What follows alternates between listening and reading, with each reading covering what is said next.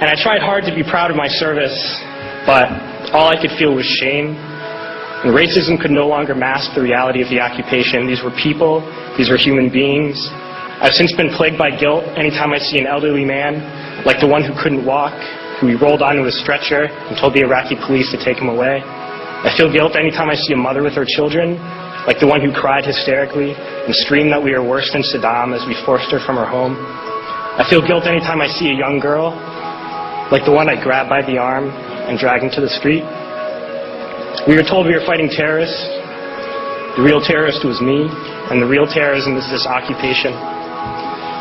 Racism within the military has long been an important tool to justify the destruction and occupation of another country. It has long been used to justify the killing, subjugation, and torture of another people.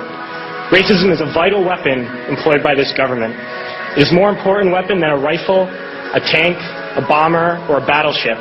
It is more destructive than an artillery shell, or a bunker buster, or a Tomahawk missile. While all those weapons are created and owned by this government, they are harmless without people willing to use them. Those who send us to war do not have to pull a trigger or lob a mortar round. They do not have to fight the war, they merely have to sell the war. They need a public who is willing to send their soldiers into harm's way. They need soldiers who are willing to kill and be killed without question. They can spend millions on a single bomb, but that bomb only becomes a weapon when the ranks in the military are willing to follow orders to use it. They can send every last soldier anywhere on earth, but there will only be a war if soldiers are willing to fight. And the ruling class, the billionaires who profit from human suffering, care only about expanding their wealth, controlling the world economy. Understand that their power lies only in their ability to convince us that war, oppression, and exploitation is in our interest.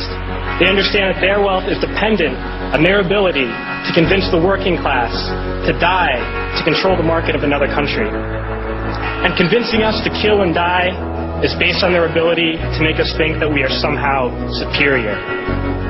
Soldiers, sailors, Marines, airmen have nothing to gain from this occupation. The vast majority of people living in the U.S. have nothing to gain from this occupation. In fact, not only do we have nothing to gain, but we suffer more because of it. We lose limbs, endure trauma, and give our lives. Our families have to watch flag-draped coffins lowered into the earth.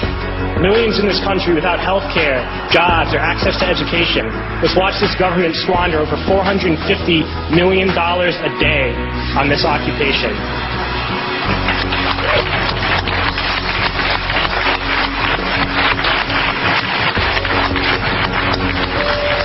Poor and working people in this country are sent to kill poor and working people in another country to make the rich richer.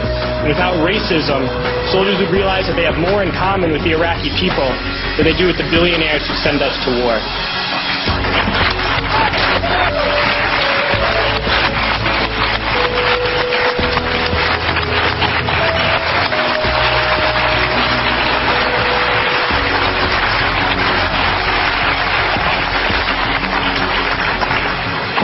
I threw families onto the street in Iraq, only to come home and find families thrown onto the street in this country, in this tragic and unnecessary foreclosure crisis. We need to wake up and realize that our real enemies are not in some distant land. They're not people whose names we don't know and cultures we don't understand. The enemy is people we know very well and people we can identify. The enemy is a system that wages war when it's profitable. The enemy is the CEOs who lay us off from our jobs when it's profitable. It's the insurance companies who deny us health care when it's profitable. It's the banks who take away our homes when it's profitable. Our enemy is not 5,000 miles away. They are right here at home. If we organize and fight with our sisters and brothers, we can stop this war, we can stop this government, and we can create a better world.